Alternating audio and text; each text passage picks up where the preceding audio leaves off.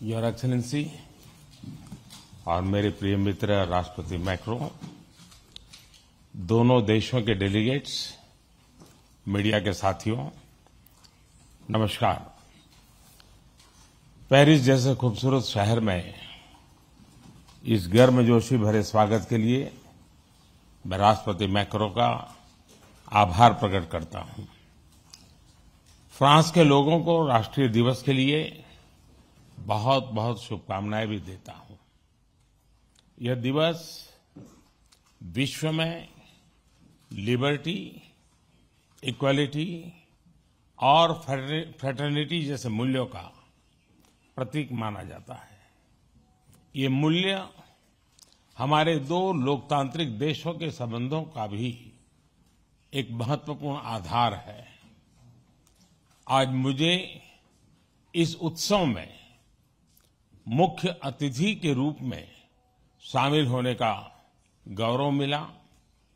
मुझे खुशी है कि इस अवसर की शोभा और गरिमा बढ़ाने के लिए भारत की तीनों सेनाओं की टुकड़ियों ने भाग लिया। भारतीय राफेल एयरक्राफ्ट का फ्लाई पास्ट भी हम सब ने देखा।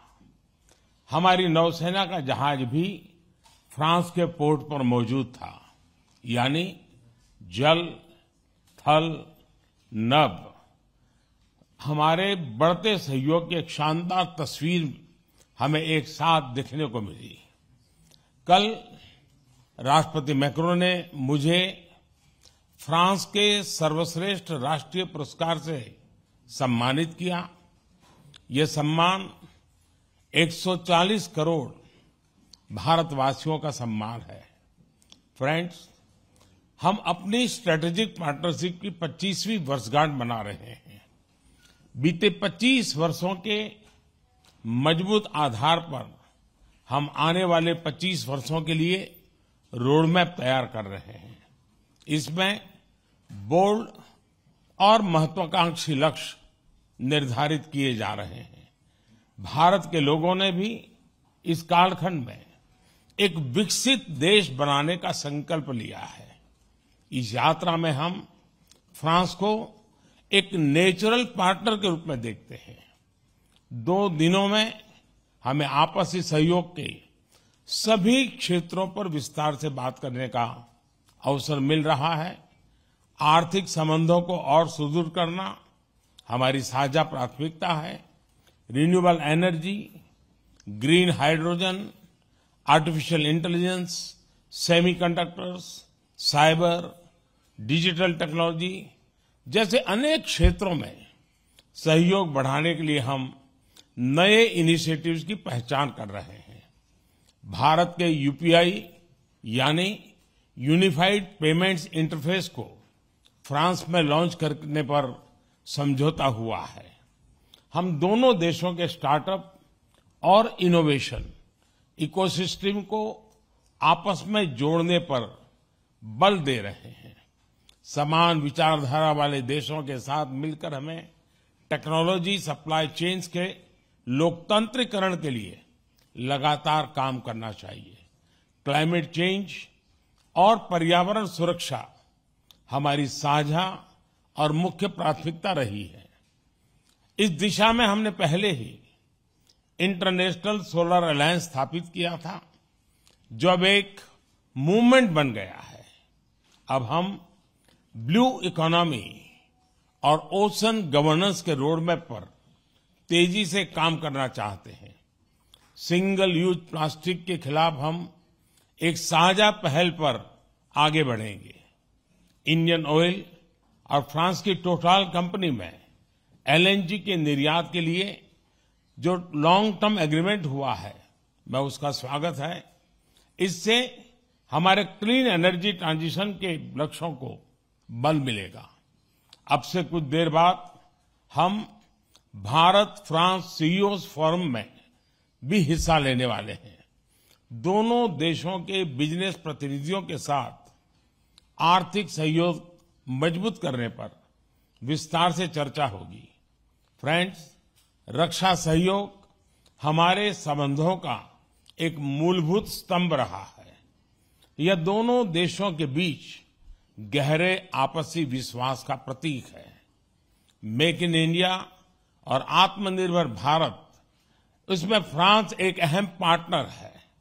आज हम रक्षा के क्षेत्र में भारत में नई टेक्नोलॉजी के को प्रोडक्शन और को डेवलपमेंट पर बात करेंगे। सबमरीन हो या फिर नौसेना के जहाज, हम चाहते हैं कि मिलकर केवल अपनी ही नहीं, तीसरे मित्र देशों की जरूरतों को भी पूरा करने के लिए हम काम करें। हमारी डिफेंस स्पेस एजेंसीज के बीच सहयोग बढ़ाने की संभावनाएं हैं।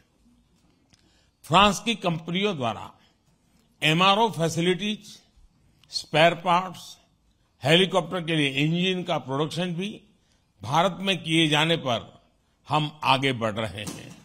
हम इसमें हमारे सहयोग को और सशक्त करने पर बल देंगे।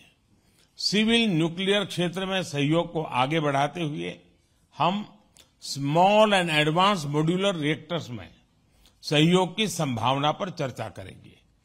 आज भारत में चंद्रयान के सफल लॉन्च पर पूरा भारत उत्साहित है।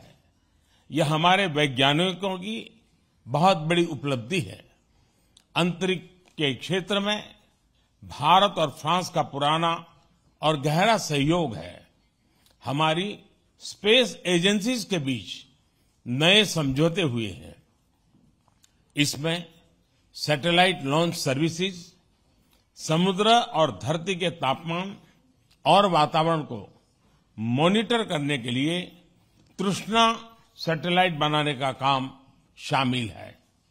Space based maritime domain awareness जैसे क्षेत्रों में भी हम अपना सहयोग बढ़ा सकते हैं। फ्रेंड्स, भारत और फ्रांस के बीच लंबे समय से गहरे पीपल टू पीपल कांटेक्ट रहे हैं। हमारी आज की चर्चाओं से ये संबंध और मजबूत होंगे। हम फ्रांस के दक्षिण में मार्से शहर में नया भारतीय कॉन्सुलेट खोलेंगे।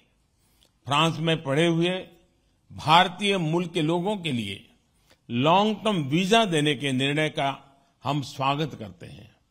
हम फ्रांस के विश्वविद्यालयों को भारत में अपने कैंपस स्थापित करने के लिए आमंत्रित करते हैं। दिल्ली में बनाए जाने वाले नए राष्ट्रीय म्यूजियम में फ्रांस एक पार्टनर के रूप में जुड़ रहा है। अगले वर्ष पेरिस में होने वाले ओलंपिक्स के लिए सभी भारतीय एथलीट्स बहुत ही उत्सुक हैं। इसके सफल आयोजन के लिए मैं राष्ट्रपति मैक्रो और उनकी पूरी टीम को शुभकामनाएं देता हूं। फ्रेंड्स, आज हम कई महत्वपूर्ण क्षेत्रीय और वैश्विक मुद्दों पर भी चर्चा करेंगे। इंडो पैसिफिक के रेसिडेंट पावर्स के रूप में इस क्षेत्र में शांति और स्थिरता के लिए भारत और फ्रांस की विशेष जिम्मेदारी है। हमारे सहयोग को एक रचनात्मक स्वरूप देने के लिए हम इंडो पैसिफिक कोऑपरेशन रोडमैप पर काम कर रहे हैं। Indo Pacific triangular development cooperation fund के प्रस्ताव पर भी दोनों पक्ष में चर्चा में है। इससे पूरे क्षेत्र में स्टार्टअप्स और इनोवेशन को बढ़ावा देने के नए अवसर खुलेंगे। भारत के इंडो पैसिफिक ओशन इनिशिएटिव्स में फ्रांस द्वारा मैरीटाइम रिसोर्स पिलर को लीड करने के निर्णय का हम स्वागत करते हैं।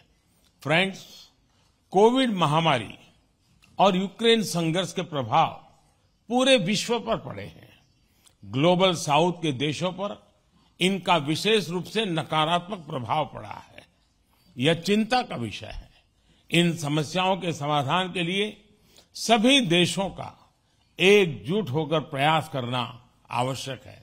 हमारा मानना है कि सभी विवादों का समाधान डायलॉग और डिप्लोमेसी के माध्यम से होना चाहिए। भारत स्थायी शांति की बहाली में योगदान देने के लिए तैयार है। आतंकवाद के विरुद्ध लड़ाई में भारत और फ्रांस हमेशा साथ रहे हैं। हम मानते हैं कि क्रॉस बॉर्डर टेररिज्म को समाप्त करने के लिए ठोस कार्रवाई की आवश्यकता है। इस दिशा में सहयोग बढ़ाने पर दोनों देश सहमत हैं। राष्ट्रपति मैक्रों इस वर्ष G20 समिट के दौरान आपका भारत में स्वागत करने के लिए मैं और सभी भारतवासी बहुत ही उत्सुक हैं। एक बार फिर आपकी मित्रता और मुझे दिए गए आदर सत्कार के लिए मैं आपका बहुत बहुत धन्यवाद करता हूं।